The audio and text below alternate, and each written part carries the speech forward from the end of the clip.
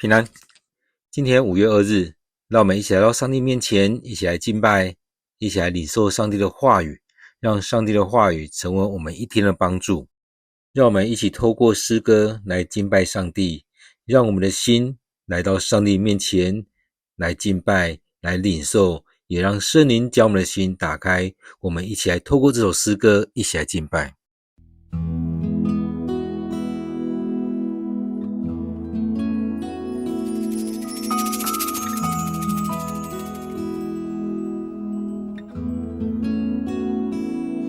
你的慈爱不动摇，你的爱是长阔高深，你的应许不更改，我一生歌颂你的爱，你的慈爱动摇，你的爱是长阔高深，你的应许不更改，我一生歌颂你的爱。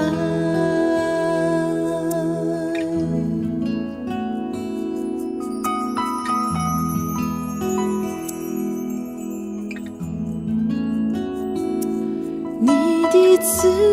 爱不动摇，你的爱是长阔高深，你的应许不更改，我一生歌颂你的爱，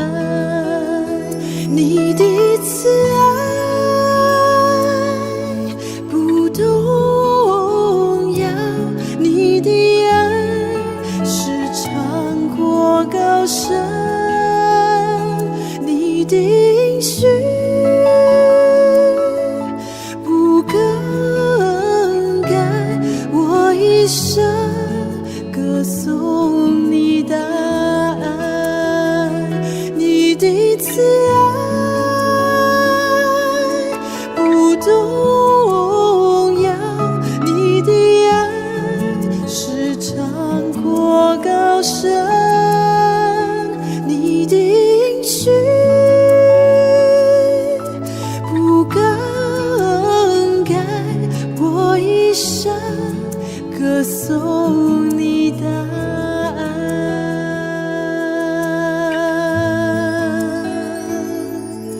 不动摇，你的爱是长阔高深，你的应许不更改，我一生歌颂你的爱。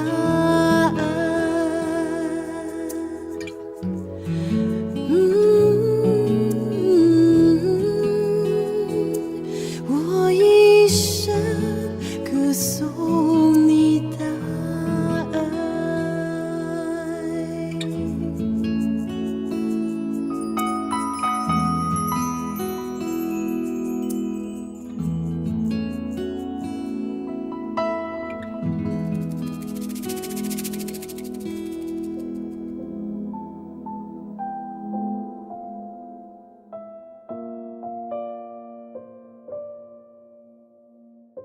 主，我们感谢你，你都与我们同在。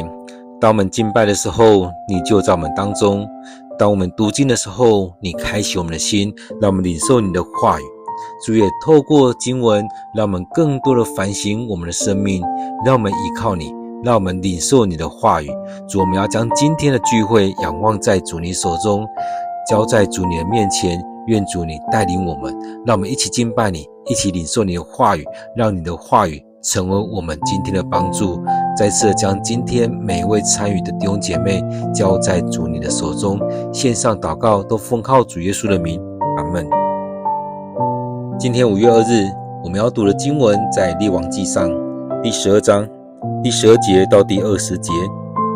我们一起来看今天的经文，在列王纪上第12章第12节到第20节。3天以后，耶罗波安和所有人民照罗波安王的指示，再到他面前。王不听元老的建议，却照着年轻人的建议，对人民说凶狠的话。他说：我父亲给你们重担，我要给你们更重的担。他用鞭子打你们，我要用翅膀击打你们。王不理会人民的要求，他不知道这是上主的旨意。我要实现上主借示罗人亚西亚先知对尼巴的儿子耶罗波安所说的话。以色列人民见王不接纳他们的要求，就喊着说：大卫跟我们有什么关系？耶西的儿子对我们毫无益处。以色列人啊，我们回老家吧，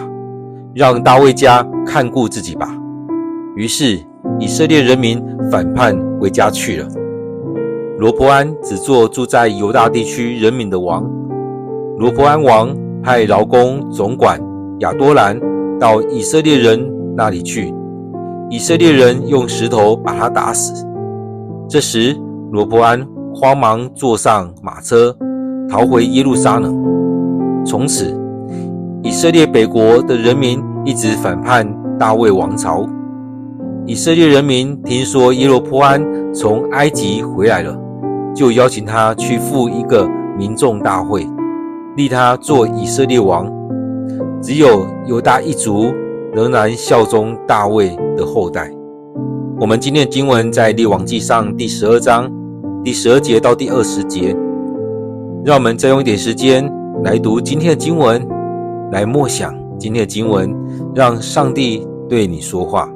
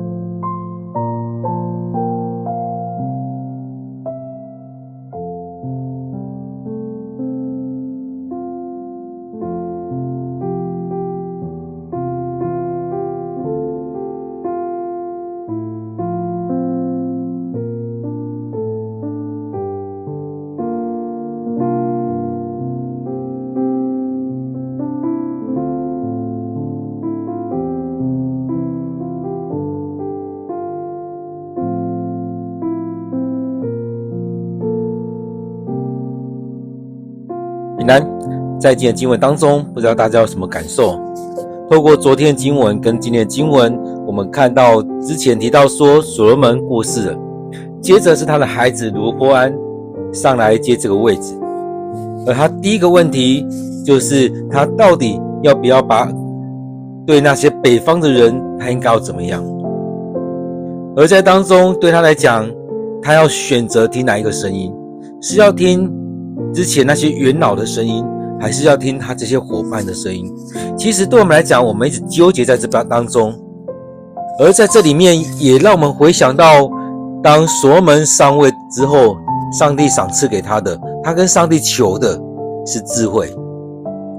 而这也回到我们之前在读的经文里面讲到说，真实的智慧是从上帝而来，不论是所罗门的智慧是从上帝而来，而在雅各书里面也在说，缺乏智慧的应该要来到上帝面前跟上帝求。而在使徒行传里面也提到，要当一个领导者，要当一个执事，当一个服侍的人，不只是要好名声，要有圣灵的充满，也要有从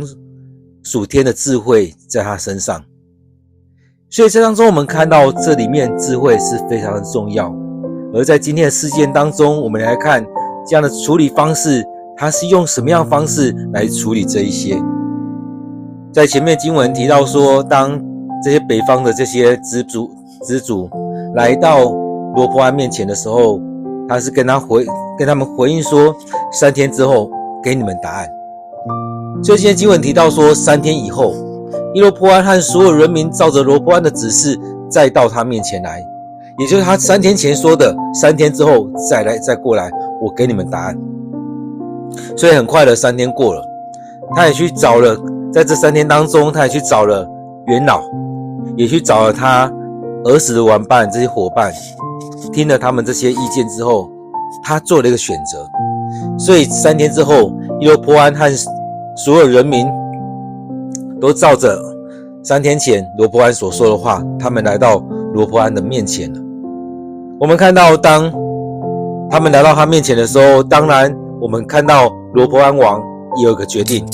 所以这边讲到说，王不听元老的建议，却照着年轻人的建议对人民说凶狠的话。因此在当中我们看到他已经有答案了，他不听元老的，不对这些人说一些好听的话，不去安抚他们，而是照着年轻人的建议对这些人民说了一些凶狠的话。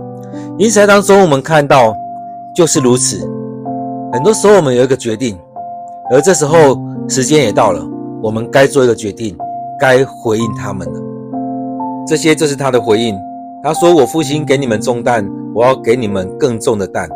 他用鞭子打你们，我要用翅膀击打你们。这样的回答也就是前面那些年轻人给他的建议。所以他这边讲到说，给你们重担，我要更重的给你们。他用那种鞭子只是打让你们痛而已，用翅膀打，我要用翅膀打你们，也让你们会流血。其实这就是加更重的给他们身上。所以他选择了年轻人给他的建议。所以这当中让我们看到，哇，他用这样更高压的方式要来统治北方的这10个支族，用更强力的方式来对待这北方的这些兄弟们。当然这些人他们听了就不开心。所以在这当中我们看到，这就是罗波安的选择。在15节这边讲到说，王不理会人民的要求，当然他也不知道这就是上帝的安排。所以这边讲到说，这是上主的旨意，让他会这样子选择，让他会做这样的选择，然后说出这样的话。所以这当中其实这也是一种过去的积累。过去这个孩子他的成长过程，他也看到他父亲的所作所为，虽然他父亲很有智慧，但是也在当中并不是常常来到上帝的面前。在这当中我们看到过去的积累，这好几代积累下来，他就做这样的决定，听这些人的。所以这边讲到说，王不理会人民的要求，他不知道这是上主的旨意。当然不知道啊，没有在敬拜上帝的人怎么会知道？所以在当中他所回应的，他选择年轻的说法，也是为了要实现上主借着示罗人希罗亚先知亚西亚先知对尼巴的儿子耶罗波安所说的话。所以当中我们看到上帝借着先知所说的这样的预言，也要把这个国家交给耶罗波安。亚西亚那时候遇到耶罗波安的时候，他把他的新衣服脱下来撕成12片，将其中的10片交给了耶罗波安。所以当中上帝已经要将这样的国家交给耶罗波安，为什么？因为罗波安的父亲所罗门得罪了上帝，他去拜其他的神，他在当中离弃了上帝，他只看到自己的享乐，而不是在当中看到人民的需要，不是在当中看到上帝的心意，他不理会这些，所以不理会上帝的旨意，也就不理会人民的需要，也就当中越来越堕落，越陷入在那个状况里面。所以顺着事情发生，这些以色列人就听到你不接纳我们的要求，所以他们也生气了。因此在这当中我们看到，其实我们在处理方式也是要一步一步来，照着该有的方式来处理。而在当中我们也需要有个备案，当事情不是这样处理的时候，我们是不是有其他的处理方式？其实我们常常看到很多人就直接用其他的处理方式，根本不对谈。所以我们看到现在政治也是一样，不管是在线上的，不管是那些在议会里面的，或者是有许多人他们都直接先走其他的路。但我们看到以色列人，也就是北国这10个支族，他们是先来到王的面前来请求王有没有其他的处理方式。因此在这个过程里面，我们看到当他们得不到这好的回应的时候，接着就开始有很多情绪的抒发。所以在当中我们看到，哇，你这样的处理方式是不把我们看在眼里咯。所以他们就大喊着，大卫跟我们有什么关系？耶西的儿子对我们有毫无益处，跟我们没关系了，跟我们毫无益处了，你根本就不管我们，不管我们的死活，你只看见你自己。因此在这里面我们看到这些以色列人，这许多人来到王的面前，哇，一阵哗然，觉得你怎么是这样处理？请求你减轻我们的重担，你却用这样的方式，你回应我们是说你要加更重的担给我们，你要更大的惩罚临到我们。那我们真的要降服在你面前吗？真的要跟随你吗？因此这许多人他们就决定，以色列人啊，我们回老家吧，我们回老家，我们不跟他了，让大卫家看顾自己吧。于是这边提到说，以色列人反叛回家去了，就不跟随了。所以其实在当中我们看到，当大卫上位的时候，其实他先在南国在位一段时间，后来北国了才归顺他，才在当中统治了他30几年。所以整个他当王，他当了40年。所以是当中我们看到本身他就有这样的独立性。在他当中，南国跟北国，犹大跟北边的4个支族，其实他本身就有他的独立性。而在大卫的手上的时候，他们愿意归顺，其实大卫一直提醒他们，是不是要来迎接我回去当你们的王。而在这时候新的王上位的时候，其实也是这样子。所以在当中犹大是一个成为王的支族，但是北国的也进到这里面来，这时候却成为分裂。其实这样的分裂其实也回应前面亚西亚先知，上帝透过亚西亚先知来拣选的耶罗波安，也在前面看到的，也就是所罗门他得罪上帝之后，上帝那时候就说的惩罚。所以接下来事情就是这样发生，上帝也允许这样的事情发生，所以前面才会说罗波安他的回应他不知道，但是这已经是上帝的心意了。因此以色列也就是北方的这个国家，这10个支族他们不跟着他，他们离开了，所以罗波安他只能住在犹大地区，住在犹大地区人民的王，他无法去管辖北部的10个支族，那10个支派，那个10个支族已经不理他了。虽然所罗门王他有做了一些变革，从管辖支族的支派的用族长来管辖，到后来是派许多的总督在那中，然后这时候我们看到已经是一个很大的转变。所以在当中我们看到，当他们这样做的时候，这整个改变，他们已经不再跟从他，已经不再跟从他，他只能管自己这个支族这个地区的人。所以住在这个地区人可能犹大支族跟便雅悯支族等等的，这当中可能已经是少数的了。所以在这里面我们看到罗波安只能做那个南边这个国家的王，因为北边的人他觉得你不把我们当兄弟。当我们接着看接下来这段的时候，会觉得很好玩。在那时候你是这样回应他们，你让他们受辱了，你让他们觉得不被尊重，然后接下来这时候又派了劳工总管亚多兰到以色列人那里去。当然以色列人那时候看到你要加给我们更重的重担，你又派这个人要来管我们，其实那时候他们心里面已经不开心了。所以当他去的时候，当这亚多兰总管去那边的时候，他们当然把气发在他身上，用石头把他打死，要把他赶回去。你们不用来管我们了，我们已经要决裂了。所以当中我们看到，哇，罗波安怎么会是这样子？他以为这些人本当要归顺他，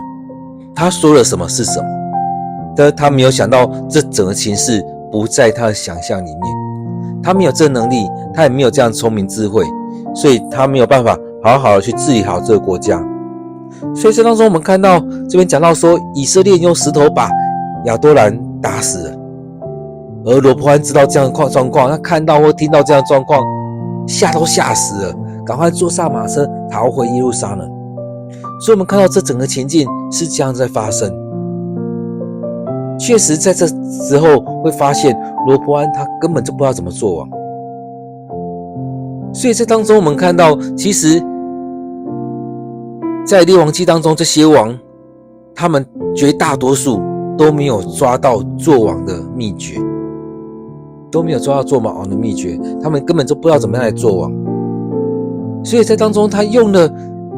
自己的想象，用了自己的想法在处理这许多的事情。所以前面讲到说，当这些以色列人他们听到罗波安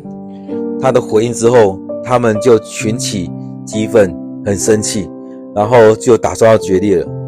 而在前面又派了亚多兰来，他们真的是一口气都吞不下去，所以这整个延续下来，他们就一步一步的走向决裂，两个国变成了两个国家，不再是一个完整的以色列国家。所以在当中这边讲到说，就这样确立了以色列北国人民从那时候就一直反叛了大卫的王朝。其实何必的让你来管我们，让我们生活更苦呢？所以这当中也可以看到，在所罗门王的时候，其实北方的这些人他们生活已经非常的苦了，而在他儿子又要加倍，哇，这日子怎么过得下去？其实在当中我们可以看到，以色列人一直在寻找一个盼望，一个可以帮助他们的。所以从很早以前，可能在大卫之前，在所罗门之前，他们要立王之前，其实他们民族性就一直在寻找那个盼望，所以他们也一直在等待弥赛亚的来到。因此在当中他们遇到这样的事情的时候，他们没有办法在当中得着了希望，所以他们听说耶罗波安从埃及回来，所以就邀请他去赴一个民众的大会。其实他们也就把盼望寄托在耶罗波安身上，所以这当中知道他回来了，就把他找出来，要立他做以色列王。当然这边补了一句话，只有犹大一支族仍然效忠大卫的后代，所以其他10个支族他们已经形成了一个国家，他们这边就分裂成2群的人，南方就只有一个犹大支族，北方那10个支族，他们自己聚在一起，他们要立耶罗波安做王。当然这也顺应了上帝的拣选，透过亚西亚祭司拣选了耶罗波安。其实在这整个事件当中，其实我们要看的不单单只是罗波安他选择了听元老的话，还听年轻人的话。其实我们可以看到，我们人常常无法分辨到底哪一个才是对的。这个时候有可能罗波安他会想说啊，早知道我就听那些老人的话。有些人会觉得就是要坚持走下去，用高压的方式，这样才能把这些人抓住。但是有没有想过，其实这也是一种我们思想思考的一个陷阱。我们有没有跳脱出来，再看这整个事件究竟应该要怎么样来做决定？我们是要听老人的话，还是要听年轻人的话？就像现在很多教会一样，到底是要老一辈的来把权，还是年轻人让年轻的来带领教会？其实常常在这样的讨论，但是有没有发现这是一个错误的命题？在这个过程当中，这是一个陷阱。其实你有没有遇过一个情况？不管你选 A 还是选 B， 都是错误的选择。如果这个人他是跟你好朋友，你选 A 他会帮你促成，你选 B 他也会帮你促成。他如果是你的敌人，你选 A 或选 B 都是错的。所以在当中，我们在这整个事件里面来看，不管罗波安他选 A 或选 B， 其实都是错误的选择，因为他第一步没有做对。当你第一步踏错了，后面都错。所以这当中在让我想到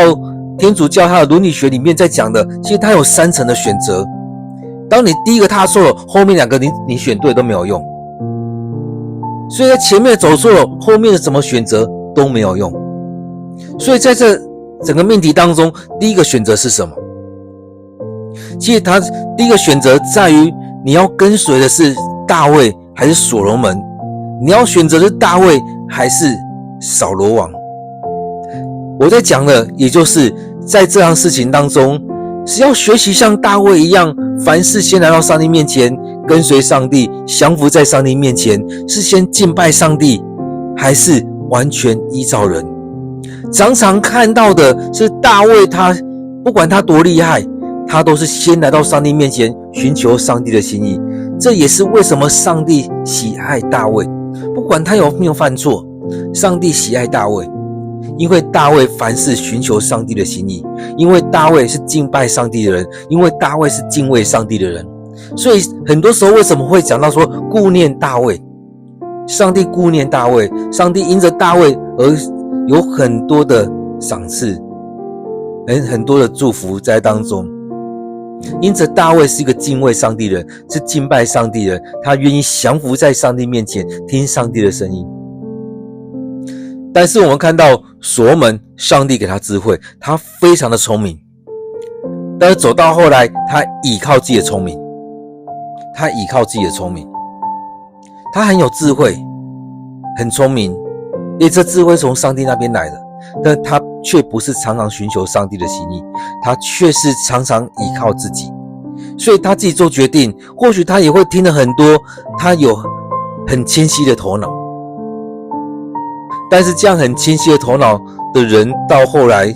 却是陷入在那当中。我们会发现，用这样的话来讲，有可能会觉得，这个人很无脑，因为他没有回到上帝面前，他就别人说什么就是什么。其实很多我们会骂他很没脑的人就是这样子，他以为他自己很聪明，他以为他自己想得很清楚了，但是我们在旁边的人会看到，你不就是照别人的话讲吗？别人拉着你的鼻子，你就跟着走了。在很多事情当中，你觉得你自己有自己很清楚的那种思绪，很清楚的想法，但是我们在旁边很清楚知道，你就只是跟风而已，你就只是跟着别人走。所以我看过非常多人都是这样，讲的滔滔不绝，很有理的呢，但是我对我来讲，我会觉得这些人他也不就是一个大声公，别人讲什么你就再讲一次，别人讲什么你就这样处理而已。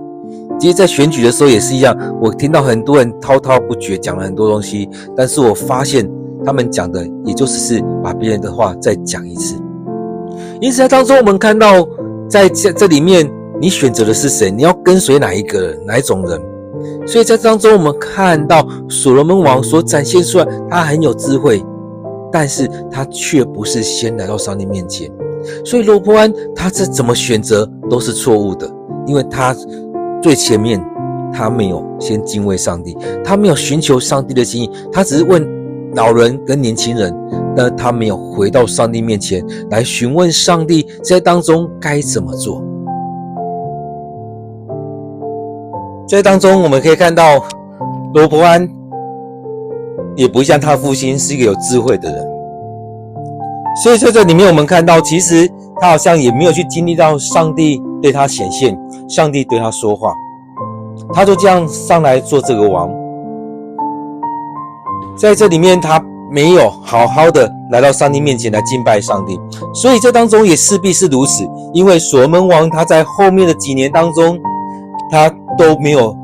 好好的来照养他的孩子，带他的孩子来到上帝面前来敬拜，他所呈现出来的其实就是离弃上帝，不是依靠上帝。所以当中好像比较上耶罗波安是被上帝所拣选的，上帝特别拣选他，而罗波安他不是敬畏上帝的人，他没有来到上帝面前，或许他的生命当中他也不太有这样经验，可能小时候有跟着父亲去献祭去敬拜上帝，但后来他父亲也远离上帝了。因此在当中我们看到后续我们的生命，他的生命也慢慢的远离了，他也没有这样习惯，对他来讲耶和华上帝的这信仰好像也没有根植在他的生命当中，他也不太会常常来到他的面前，甚至从来没有。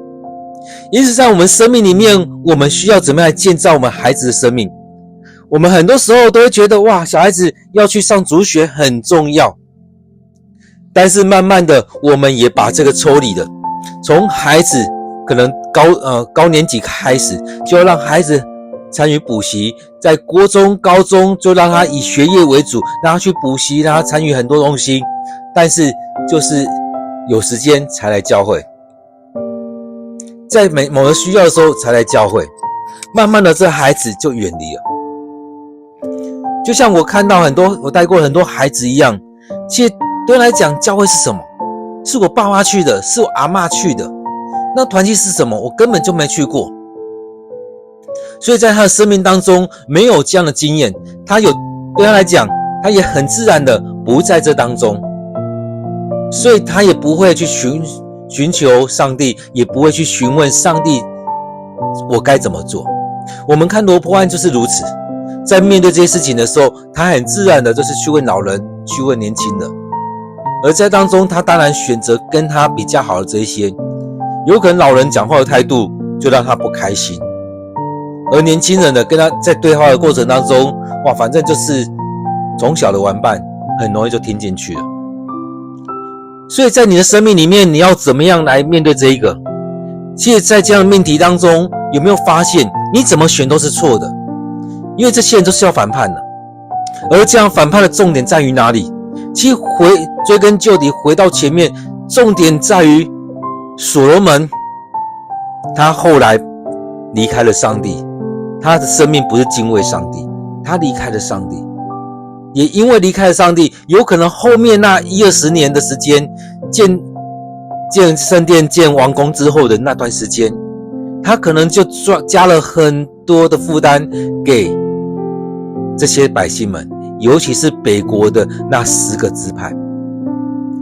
所以这当中让这些人他们苦不堪言，所以在当中看到所罗门王死的时候，他们可能欢呼了一下，想说可能有机会，但是没想到让他们失望，他们就决定出走了。因此在这里面我们看到第一步踏错了，其实都还有可能挽回，没想到罗波安第2步又踏错，这边第3步又踏错，一步一步错。所以这当中我们看到就是如此，那你的生命呢？你选择什么？你选择把什么的最好的留给你孩子吗？你选择留下什么给你的孩子？而在当中你要留下这些给你孩子，你有没有在当中先做对的榜样给他看？所以各位弟兄姐妹，在当中我们需要做对的榜样，选择对的路来走，带领我们的孩子也跟着你选择这对的路。所以在家庭生活里面，在教会生活当中，甚至在你的职场，在国家，我们都需要有上帝的话，我们都要选择那对的。所以在这整个世界来看，其实重点在于有没有遵守上帝的话语。所以当中很重要，就是上帝一直透过大卫，透过先知在对所罗门讲的，要遵守上帝的话语，要照着他的诫命，他的律法来做，这样的祝福就会持续的下去。不然的话，上帝会把这些收回。我们看到后续的事情就这样发生。当我们进到教会，在我们家庭里面也是一样，究竟我们有没有去明白上帝的话语？我们有没有去读经、去祷告、去默想，更深的跟上帝同在？而在做许多的选择的时候，有没有先回到上帝面前来认罪、来祷告、来寻求、来问上帝的心意？所以在当中，第一个选择是更重要的。所以我们常常陷入在说要听哪一边的，要听老人的还是年轻人的？更重要是前面那一步，我们有没有寻求上帝的心意？我们有没有先回到上帝的面前？在今天经文当中，我相信我们可以有许多的看见，而在当中也让我们再花一点时间，我们回来细细的去品尝今天的经文，去默想，来领受今天上帝要对你说的话。让我们有一点时间来默想上帝的话语。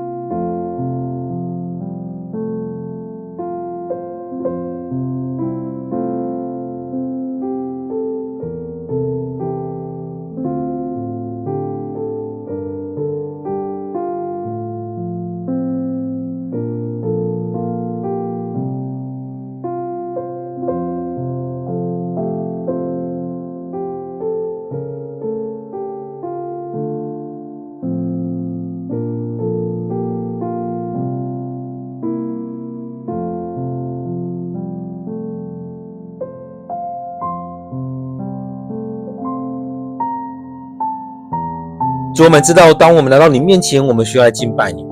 当我们面对许多事情的时候，我们要先来到你面前，将这些摆上。许多时候，我们都先靠我们自己的聪明智慧在处理，而后续才在埋怨说主你没有与我们同在，才会向以色列人说你要让我们死在这边吗？才在向以色列人说主啊，你怎么没有与我们同在？你让我们在这当中受苦了。主帮助我们，让我们先来到你面前悔改。我们许多时候都没有顺着你的心意，我们常常远离你，常常得罪你，常常在当中靠着自己的聪明。主啊，或许我们有聪明智慧，但是我们更需要的是依靠你，在我们当中来带领我们。亲爱的主，我们要将今天这段时间交在主你手中，求主你帮助我们，让我们在当中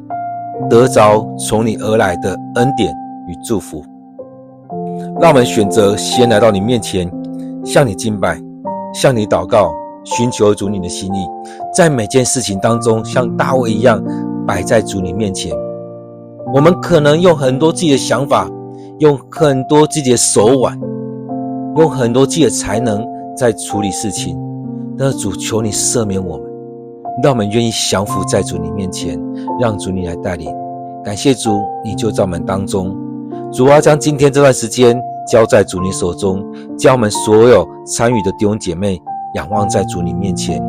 愿主你随时提醒我们，愿主你与我们同在，帮助着我们，让我们不再去犯罗波安的错误，让我们不再去犯所罗门的错误，而是让我们学习像大卫一样，成为敬拜的人，成为顺服主你的人。献上我们祷告，都奉靠主耶稣的名，阿们。感谢主的恩典，让我们能够领受他的心意，领受他的话语，从圣经当中来领受上帝对我们说的话。愿我们每天都能够来到上帝面前，一起来敬拜，一起来领受上帝的恩典，给上帝空间，给上帝时间，也就是让上帝将我们分别为圣，将他的话语赏赐给我们。愿上帝祝福你。